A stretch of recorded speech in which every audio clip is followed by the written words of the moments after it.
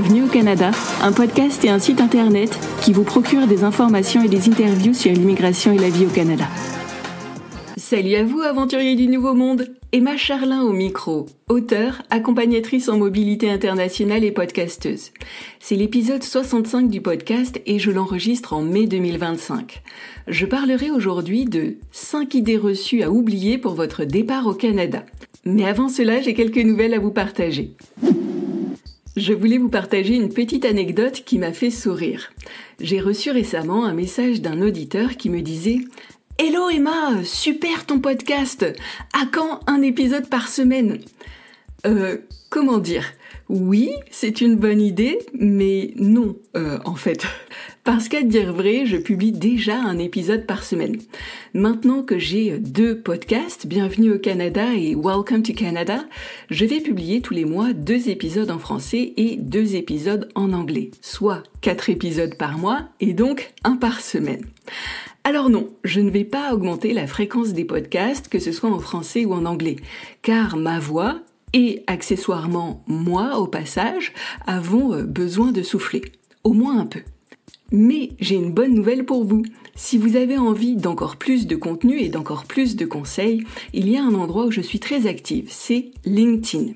J'y publie plusieurs fois par semaine sur tout ce qui touche à l'expatriation au Canada.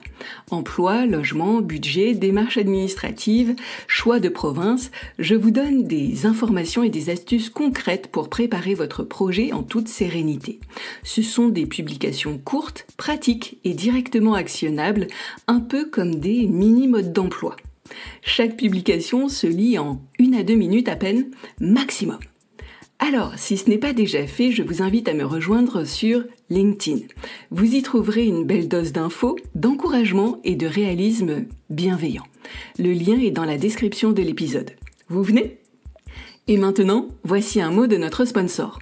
Eh mais il y en a pas ! Ah oui, c'est vrai, c'est moi le sponsor de l'émission pour l'instant. L'épisode de ce jour est sponsorisé par mon activité de coach en mobilité. Vous souhaitez immigrer au Québec ou au Canada et vous avez déjà bien avancé dans vos démarches. Mais à un moment donné, vous vous sentez bloqué et vous n'arrivez plus à progresser. Dans ce cas, prenez une séance de coaching ponctuelle avec moi. Que ce soit sur votre stratégie de départ, l'emploi, le logement, le budget ou tout autre point particulier, vous venez avec vos questions et moi je vous apporte des solutions. Pour plus de détails, rendez-vous sur mon site internet bienvenueaucanada.ca à la rubrique Services. Aujourd'hui, on va parler de 5 idées reçues qui circulent beaucoup, et même beaucoup trop à mon goût, sur les réseaux. Pourquoi les démonter ? Car ces erreurs peuvent vous coûter du temps, de l'énergie et de l'argent. Première idée reçue. Le plus dur, c'est le dossier d'immigration. Après, tout sera plus simple et coulera de source. Alors, on est d'accord, faire son dossier d'immigration est une épreuve. Entre les formulaires, les justificatifs, les délais d'attente et les changements de règles à la dernière minute, c'est un véritable parcours du combattant. Mais l'immigration, ce n'est pas la fin du parcours, ce n'est qu'une étape de ce parcours. Vous avez tout plein d'autres choses à traiter pour votre départ au Canada.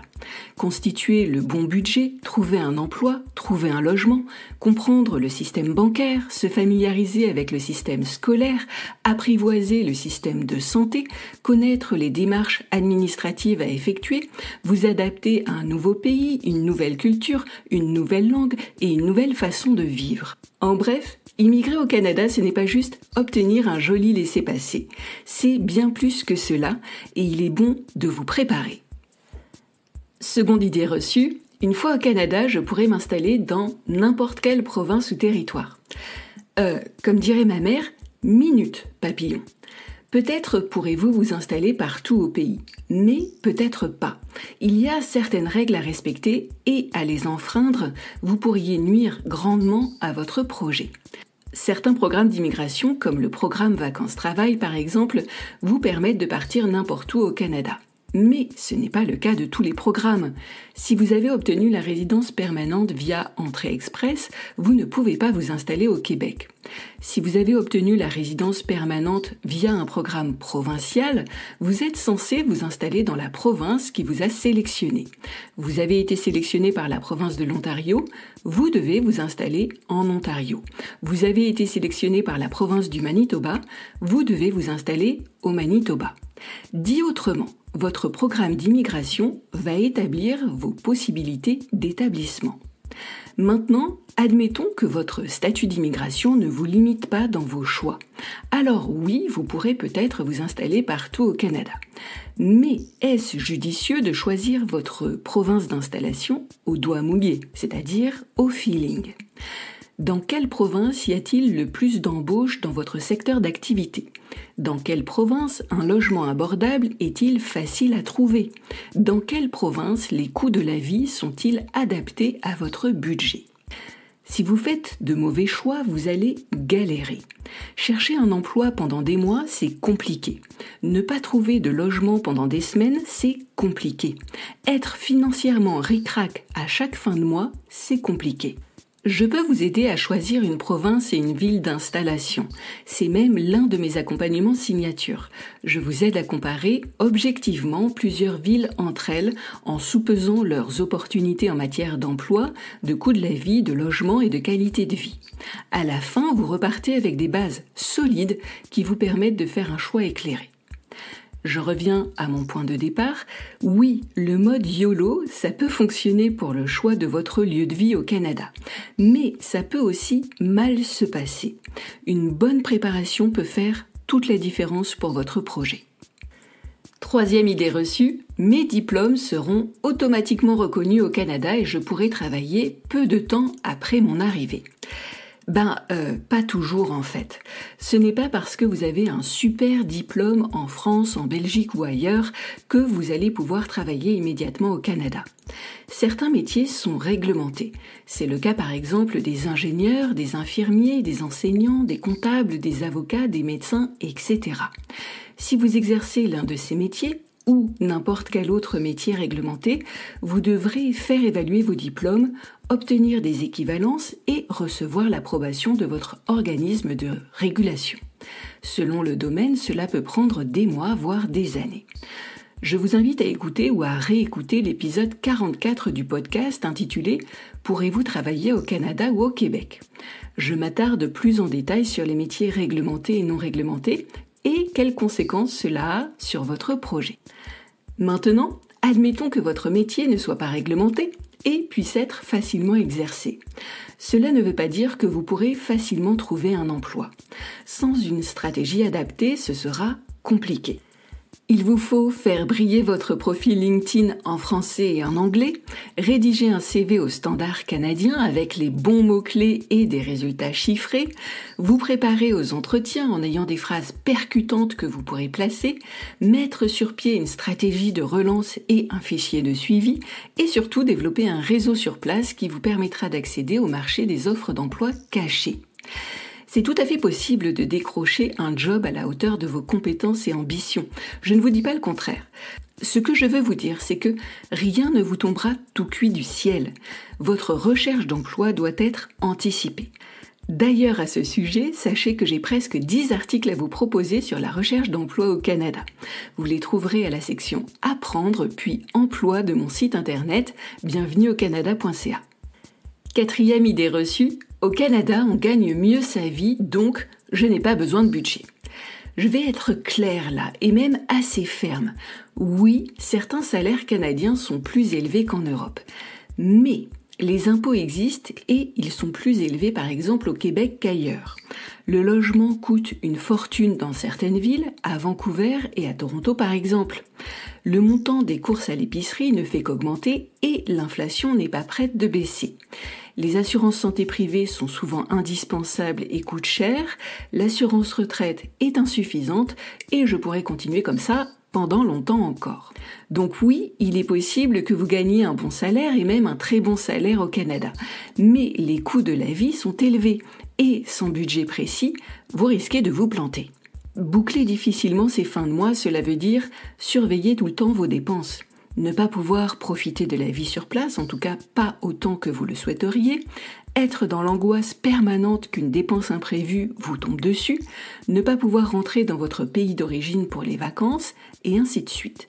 Ce n'est pas évident. Et tout ça pourquoi ? Parce que vous n'avez pas pris les devants. Faites un budget détaillé, réaliste, basé sur votre situation et des prix actualisés. Cela vous permettra de faire des choix adaptés.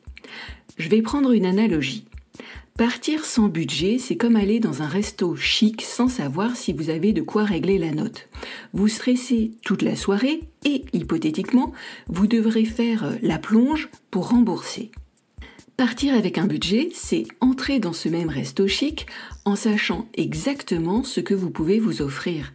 Vous êtes en contrôle, vous passez une bonne soirée et vous vous amusez. C'est pas pareil comme expérience. Je rappelle au passage que mon livre « Coût d'une expatriation au Canada » peut vous éclairer. Je rappelle aussi que, dans mes séances de coaching budgétaire, je propose également ce type d'analyse. Est-ce que votre budget sera ou non équilibré et comment faire pour qu'il le devienne ? Cela vous permet de gagner en sérénité tout en faisant des choix éclairés pour votre projet. 5e idée reçue, trouver un logement au Canada sera facile. On pense souvent qu'il suffit de débarquer au pays, de visiter quelques appartements et hop, un bail sera vite signé. Dans la réalité, ce n'est pas tout à fait vrai. Certains propriétaires canadiens ne veulent louer qu'à des citoyens canadiens ou à des résidents permanents, qu'à des personnes ayant déjà un emploi, qu'à des personnes ayant un bon historique de crédit, qu'à des personnes ayant un compte bancaire bien garni, qu'à des personnes n'ayant pas d'animaux de compagnie. Ce que je veux dire par là, c'est que oui, il est possible de se loger au Canada, mais ce n'est pas aussi facile qu'il y paraît. La concurrence est parfois féroce avec des loyers qui peuvent être élevés. Beaucoup de nouveaux arrivants ont des difficultés à trouver un logement stable et finissent par devoir payer des Airbnb plusieurs mois d'affilée ou accepter un logement trop cher payé et mal situé. Mon conseil, puisque j'ose croire que vous me le demandez, c'est une fois encore d'anticiper et d'avoir une stratégie affûtée. Vous l'aurez compris, partir au Canada, ce n'est pas juste obtenir un permis d'immigration, acheter son billet d'avion et faire de jolies photos après. Les pièges sont nombreux, mais ils sont évitables si vous êtes bien préparé. Alors ce n'est pas tout ça, mais il s'agirait de résumer l'affaire. Voici les principaux points à retenir. Premier point. Arrêtez de croire que l'immigration, c'est l'alpha et l'oméga de votre projet. C'est une étape importante, il est vrai, mais ce n'est pas la seule étape de votre projet. Vous en avez bien d'autres à franchir. Alors, oui, assurez-vous de choisir le bon programme d'immigration. Oui, faites votre dossier et obtenez vos papiers, c'est important, mais ne vous arrêtez pas en chemin, car vous êtes encore loin du but. Second point, rien n'arrivera par magie pour votre départ au Canada. Par contre, tout arrivera plus facilement et plus rapidement si vous faites preuve de stratégie. Choisir la bonne province et la bonne ville d'installation, trouver un emploi, trouver un logement, établir un budget équilibré, tout cela demande une vraie stratégie. Troisième point, anticiper, c'est mieux que de réagir à chaud puis d'avoir des regrets. Avoir un budget clair, une feuille de route sérieuse et un accompagnement adapté, c'est ce qui fait toute la différence entre une arrivée chaotique et un projet qui tient la route. Votre futur mérite mieux que de l'à peu près. Et voilà, cet épisode de Bienvenue au Canada est déjà fini. Je vous remercie de l'avoir suivi jusqu'au bout. Abonnez-vous à mon infolettre en vous rendant sur mon site bienvenueaucanada.ca. 2 fois par mois, je vous donnerai des infos et des cadeaux. En prime, vous recevrez un livret comprenant 67 astuces à connaître sur le Canada.